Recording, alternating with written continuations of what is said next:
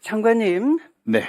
국군의 방첩 및 보안 업무 등에 관한 법률안에 대해서 국방부가 반대를 했는데요. 사실 이게 대통령령으로 지금까지 운영이 되어 왔습니다. 그러나 대통령령에는 정치관여, 직권남용, 불법 감청, 불법 위치 추적 등을 금지하는 조항은 있지만 이를 처벌하는 조항이 없어서 법률안으로 보다 명확하게 이에 위반할 경우 처벌한다는 내용을 추가하는 제정법입니다.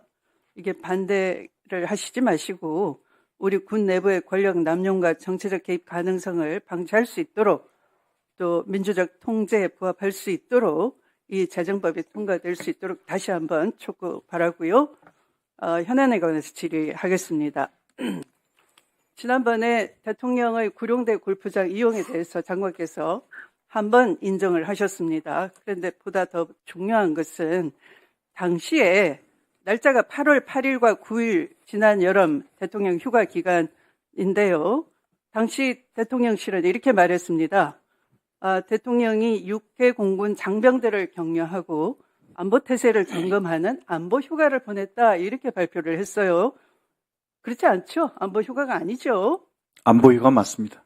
아니 제가 아니라고 지금 골프를 치셨다고 합니다. 이틀 중 상당한 시간을 골프 연습에 할애를 했습니다. 이 8월 8일 구룡대 골프장 아마 새벽에는 다른 곳에 개방을 해놓고 이 11시 그 새벽 시간이 끝난 후에는 대통령이 이용한 것 같은데요. 이날은 2달에 한 번 시설과 장비를 정비하려고 문을 닫는 휴장 일이었어요. 그런데 이게 대통령실에서 미리 사전에 연락해서 어거지로 문을 열게 하고 일방적으로 대통령 휴가 일정에 맞춰가지고 부랴부랴 골프장을 운영시킨 거예요. 이러실 수 있는 겁니까? 그 당시 경호처장 아니셨나요? 더군다나 이 대통령실이 거짓말을 밥 먹듯이 하는데요. 대통령실을 책임진 사람은 비서실장 아니겠습니까?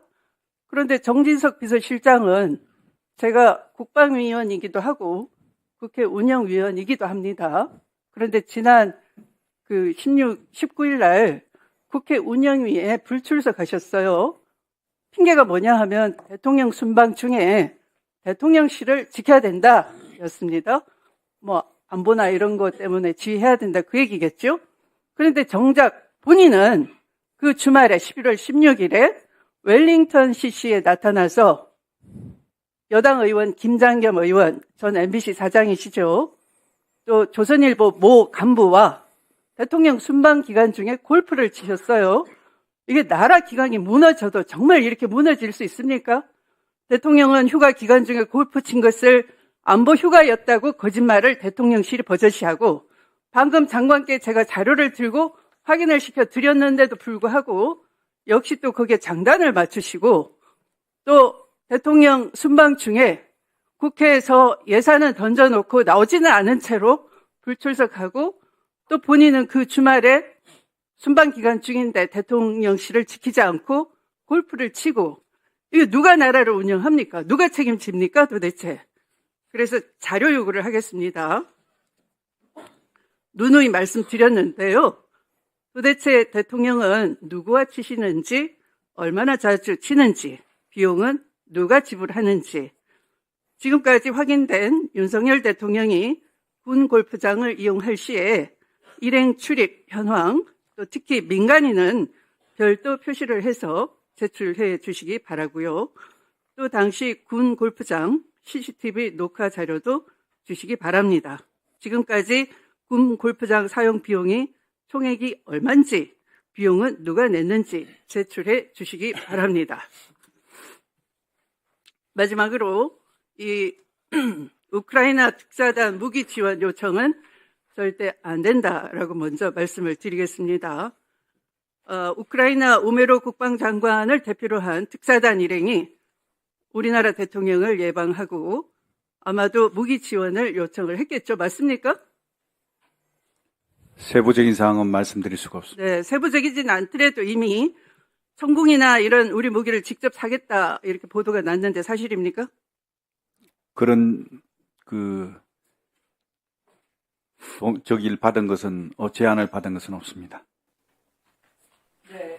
한국 무기 지원이 절실하다면서 방공 시스템과 155mm 포탄 등을 우선순위로 꼽았다고 하는데요. 이러한 무기 수출은 절대 안 됩니다. 누누이 강조드리지만 우크라이나 전쟁을 한반도로 끌어들이는, 한반도를 불구덩이에 집어넣는 일이 될 겁니다. 장관께서 철저하게 막으시기 바랍니다. 이상입니다. 위원장님, 네. 우리 네, 존경하는 추미애 의원님께서 질의하신 것 중에 휴가 중에 대통령께서 골프하신 것과 관련해서 좀 정정 드릴 말씀이 있는데 기회를 주시면. 예, 말씀하십시오. 예. 대통령께서 8월 8일, 9일 날 그 구룡에서 이제 휴가 중에 운동하신 것은 사실입니다. 최초에 대통령께서 휴가 가실 때 일정을 짜는 과정에서 저한테 말씀하셨습니다. 이번 휴가는 어차피 지금 내가 휴가 가는 지역이 군용 지역이고 한데 장병들하고 같이 좀 이렇게 함께하는 시간을 좀 갖도록 일정에 반영해 달라고 요구를 하셨습니다.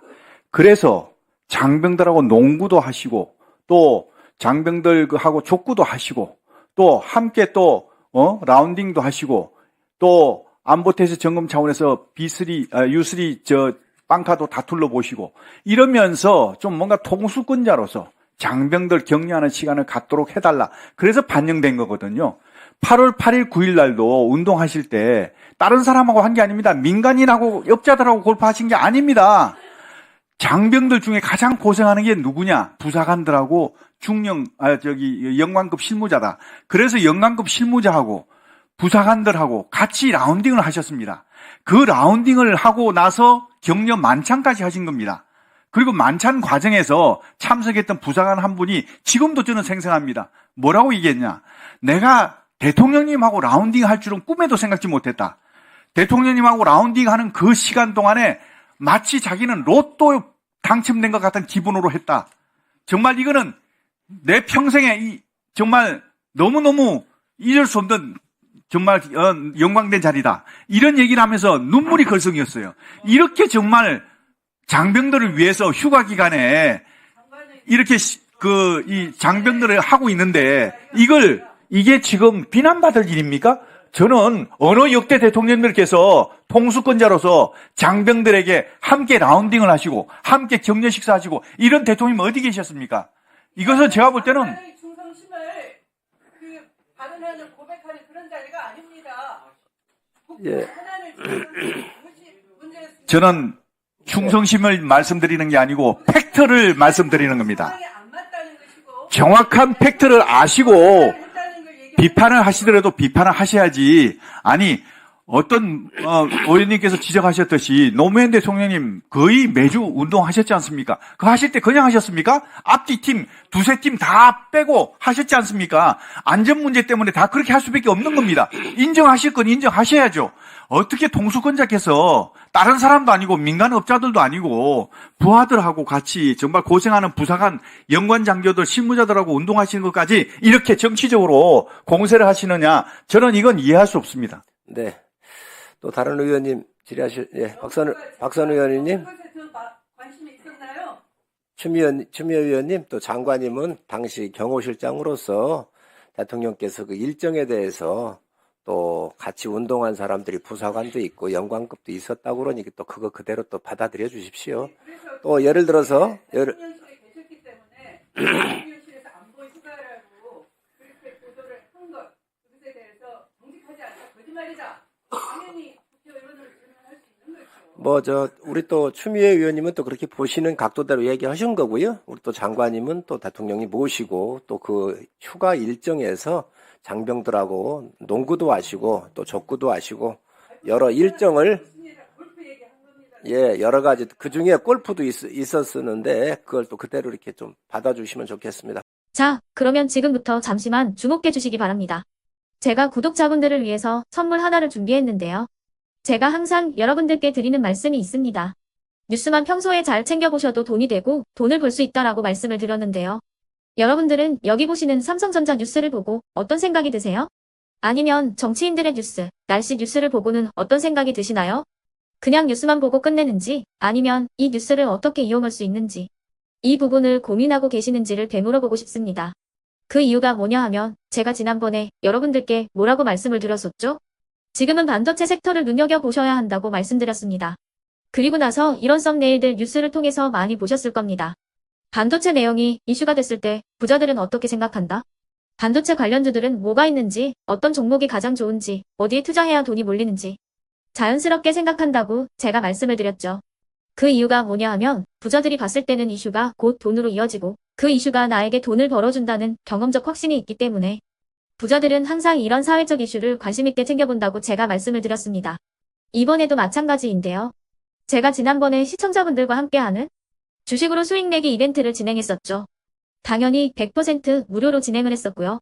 여기 보시면 아시겠지만 제가 지난번에도 구독이라고 보내주신 모든 시청자분들께 반도체 관련주 중에 가장 크게 급등할 딱 한 종목, 많은 종목도 아니라 한미반도체 한 종목을 여러분들께 추천드렸어요.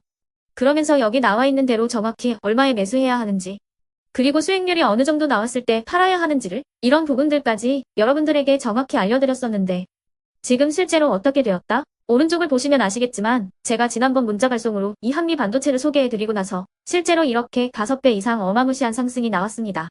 100만 원만 투자를 했어도 무려 500만 원이 넘는 수익금이 생긴 거죠.